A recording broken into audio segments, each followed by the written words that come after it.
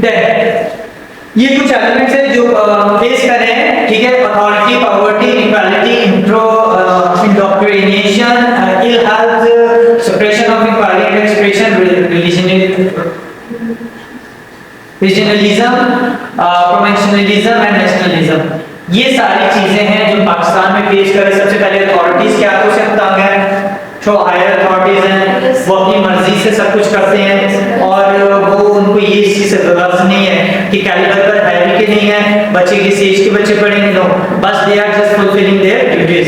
Then poverty rate हमारे इतना बढ़ चुका है, गुर्बत इतनी बढ़ चुकी है कि लोग उस एजुकेशन को हासिल नहीं कर सकते हैं, ठीक है। इनइक्वालिटी बहुत ज्यादा, अमीर है तो उसकी बड़ी वाह होगी, गरीब है तो नो वन रिस्पेक्ट। इसी तरीके से फिर उसके बाद हमारे पास है इंडोक्ट्रिनेशन। ये क्या चीज है? ये भी हमारे पास डिफरेंसेस में आते हैं कि आप जब बीच में डिफरेंसेस रखते हो, अप एंड डाउन, एक गरीब है, एक अमीर है और एक काला है, एक गोरा है, तो जब आप इन चीजों को बीच में लेकर आते हैं तो बड़ी प्रॉब्लम्स फेस करनी पड़ती है। फिर उसके बाद है इल हेल्थ हमारे पास क्या होती है? आप प्रॉपर्ली फिट नहीं हो, कुछ लोग आप देखो मेंटली स्टेबल नहीं है, कुछ आपके पास फिजिकली स्टेबल नहीं है, कुछ आपके पास आप देख सकते हो जिनकी आईसाइट वीक है, ठीक है, कुछ पैरालाइज है।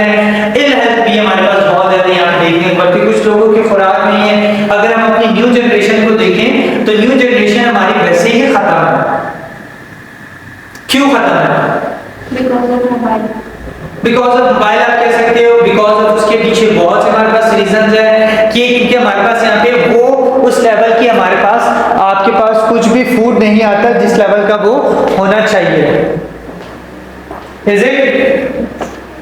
आप तो बल्कि इस चीज को बहुत बेहतर तरीके से जानती होंगी कि आपके पास तो डिफरेंट तरह के लोग आते हैं, उनकी हेल्थ कैसी होती है, क्यों होती है, तो वो सारी चीजों से बड़ी बाखूबी वाकिफ होंगी।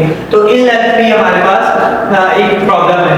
फिर suppression of inquiry and expression, चीजों को आप जो ना क्या कह सकते हैं, हम इसको एनालाइज नहीं करते हैं, आप किसी भी चीज को इंक्वायरी नहीं करते हैं, आप उन चीजों को एक्सप्रेस नहीं कर सकते हैं। सपोज एक चीज जैसे हमारे यहाँ पे बड़ी कम होता है, अगर मुझे कोई बात पता चली, मैंने उनसे कह रहे हैं कि यार उसने आपके बारे में बात की है, वो उस चीज को वैल्यूएट नहीं करेगा, वो फौरी तौर पर उन चीजों के ऊपर अपनी बातों को बिलीव कर लेगा। तो ये भी हमारे पास एक तरह की प्रॉब्लम होती है जिसमें आप इंक्वायरी नहीं करते बल्कि प्रॉब्लम्स आपको देखने को मिलती हैं। फिर रीजनलिज्म आप देख सकते हो कि आप जिस एरिया में रहते हो वहाँ पे भी आपके पास डिफरेंट कैटेगरी के लोग होते हैं, ठीक है, डिफरेंट कम्युनिटीज होती हैं और वहाँ पे आपको बड़ी प्रॉब्लम फेस करनी पड़ती है। माइनॉरिटीज अगर बहुत ज्यादा मेजॉरिटी में रह रहे तो वो इस चीजों को फेस करेंगे। तो जो करिकुलम यहाँ पे हम चला रहे हैं उसको बड़ी ज्यादा प्रॉब्लम फेस करनी पड़ती है। जैसे अब एक स्कूल की बात कर लो, एक जैसे कॉन्वेंट है तो वहाँ पे आपने देखा होगा कि अगर हिंदू बच्चे तो हिंदुओं को उनका सिलेबस पढ़ाया जाता है, क्रिश्चियन है तो क्रिश्चियंस को क्रिश्चियंस का मुस्लिम है। तो ये रीजनलिज्म की वजह से ही होता है कि आप किस तरीके के रीजन में आप रह रहे हैं या सर्वाइव कर रहे हैं। ये क्या है प्रोविंशियलिज्म? कौन बताएगा? प्रोविजन क्या होता है? जी, सूबा किस तरीके का है, उसमें जैसे हमने अभी बात की थी वहां पे किस तरीके का करिकुलम हमें लेकर जाना चाहिए, वहां के लोग कैसे हैं। जैसे मैंने बात की थी कि पंजाब का अगर करिकुलम हम बलूचिस्तान में ले आए, सर्वाइव कर सकते हैं? नहीं कर सकते, क्योंकि उनकी बुक्स में जो हमने एमएससी में जाकर पढ़ना है उनकी बुक्स में अभी से इंक्लूडेड है। तो ये उस लेवल पर भी जाकर अगर देखें तो हमें करिकुलम में बहुत ज्यादा प्रॉब्लम फेस करनी पड़ती है। अभी तक हमारी बुक में कुछ ऐसी चीजें जो पंजाब लेवल के करिकुलम की। फिर नेशनलिज्म, नेशनैलिटी बहुत मैटर करती है, ठीक है, आप किस नेशन से हो, आप किस तरीके के इंसान हो। आपके आपने देखा होगा कि आजकल तासुबाजी बड़ी चलती है, क्यों चलती है? वो नेशनलिज्म की वजह से होती है कि करिकुलम को इतने अच्छे से डिजाइन नहीं किया गया कि लोगों में शऊर आए कि यू आर ह्यूमन बीइंग। आप इस चीज को कंसीडर मत करो कि आप किस नेशन से बिलोंग करते हो, जस्ट रिमेंबर दैट कि आप एक इंसान हैं, क्योंकि जिस जात ने बनाते हुए इंसानों में फर्क नहीं रखा तो हम इंसान कौन होते हैं। अगर वो फर्क रखता तो मुसलमानों का हरा खून होता, क्रिश्चियनों का गुलाबी होता, हिंदुओं का नीला होता, किसी की दो टांगे होती, किसी के दो बाजू होते, किसी के टांगे ना होती, किसी की आंखें ना होती। तो जब उस जात ने हमें फर्क नहीं रखा तो हम कौन होते थे? तो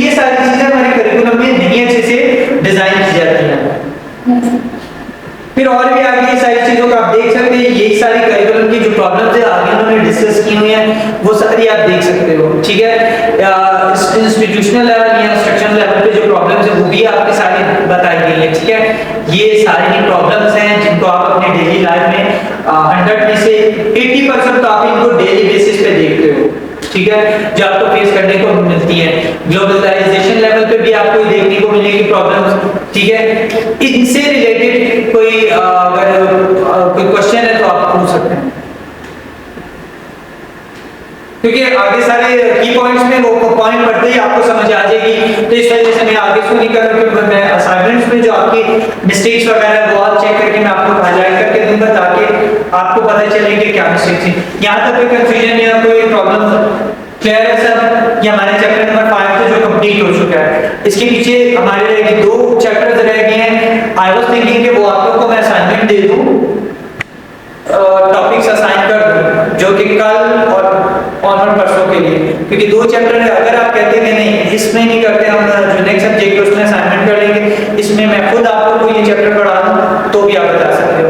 फिर हम ये होगा कि नेक्स्ट में बस एक ही असाइनमेंट रखेंगे, उसी की बेसिस पे जो बाकी 20 मार्क्स है